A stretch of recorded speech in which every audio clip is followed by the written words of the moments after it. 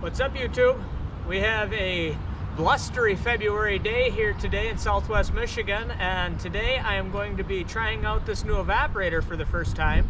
Going to be getting the first real boil underway here in just a few moments. I've got about 40 gallons of sap collected so far. So I'm going to start pouring that in. I already got it filtered, and we are going to get this bad boy fired up. Okay, we're getting a good fire going now. It shouldn't be too long, and we'll get a nice hot stove, and this sap will start to evaporate. Got a little bit of smoke coming out of the smokestack up there, so good deal.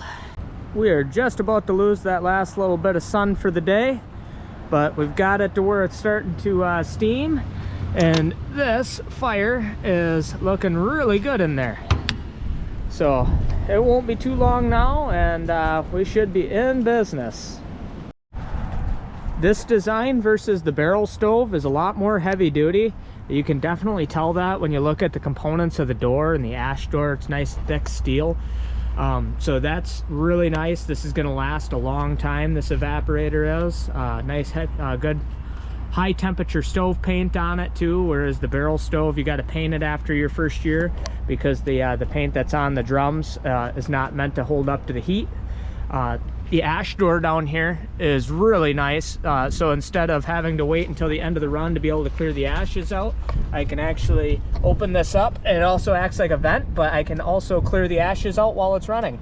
So this is, all in all, a nice stove, and I can't wait to see if it evaporates faster than the barrel stove did. I think the insulation and the fire bricks on the inside, I had the fire bricks on the other one, but this is a lot better insulated, and it's pretty much airtight. So I'm curious to see if I can keep this temperature of my sap higher and get a faster evaporation with this new stove. Well, that didn't take too long at all. We're already up to a rolling boil, and it's not even dark yet. So that's good. That's faster than I anticipated. Got the nice warming tray up there. So we are off to a good start. We are running this sucker hot today. I am trying to get to bed at a somewhat reasonable time tomorrow morning after an all-night boil. So we are going to keep this stove just stoked right up. So it's about 8 o'clock right now, p.m., and by my estimation, I have about maybe 12 hours left to go before I'm done boiling.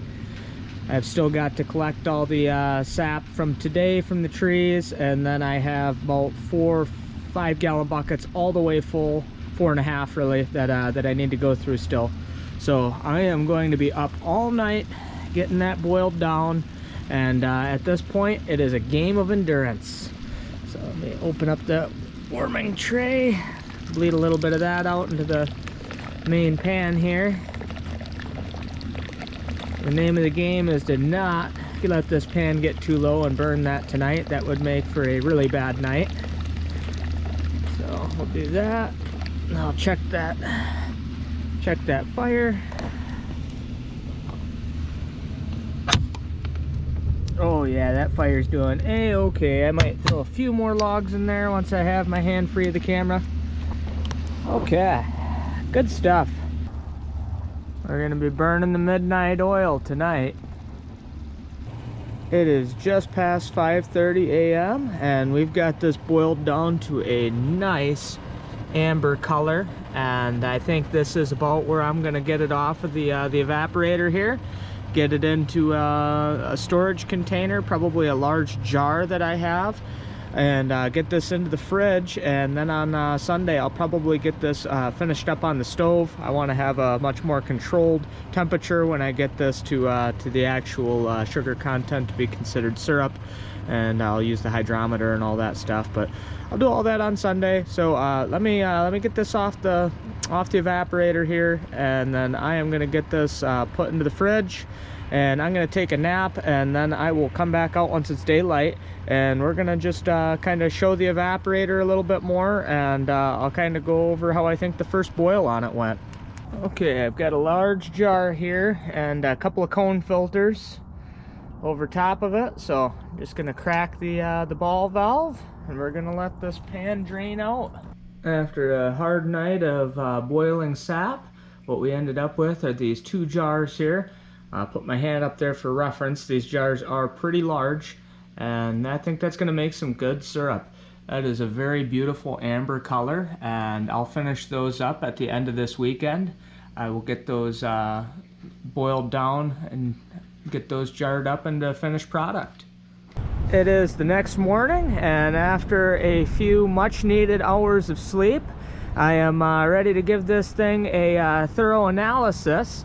So I got my first boil underway, and I don't see any discoloration from the temperature of the stove, and I was running this sucker hot. This thing was about cherry most of the night, and I mean, I was just really keeping that stove stoked up. So I was able to boil even quicker than what I had anticipated, so that was nice. The extra insulation and the thicker construction of the evaporator, I believe, aided me in that. It made it really easy to be able to keep the stove at a rolling boil the whole time, so that was really nice. I didn't even need to use the ash door to empty the ash out. I surprisingly didn't end up with that much ash in there. I think a lot of it ended up, because I had that crack just a little bit to keep good airflow, I think a lot of that got sucked out through the chimney during the run. So anyhow, I had had some comments before on an earlier video that this unit, this evaporator, was similar to maybe another evaporator on the market. And I did some looking around, and actually this evaporator looks more unique, I think, than other evaporators on the market that people were claiming this was close to. There's quite a few that are really close to this style, this arch style. And anyway, I reached out to Charlie, and he was able to show me some CAD data going back to a couple years ago, and I was able to see the design kind of progress through his CAD software.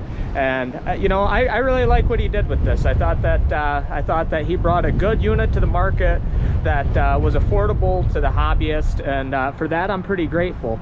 And with that being said, I do actually have a promo code through Bassett Maple Co, who is the provider of this evaporator. And if you use the promo code My Michigan Adventures, they will include a free thermometer in your order. They are all sold out for this season. I talked with Charlie yesterday about it, and he said that they're sold out, and they're building out orders for the rest of this season, but you can use the promo code towards the next season. Well, anyhow, appreciate you guys watching. Thank you so much. Appreciate you sticking around to the end. Hit that thumbs up button, please, and consider becoming a subscriber to my channel. Thanks.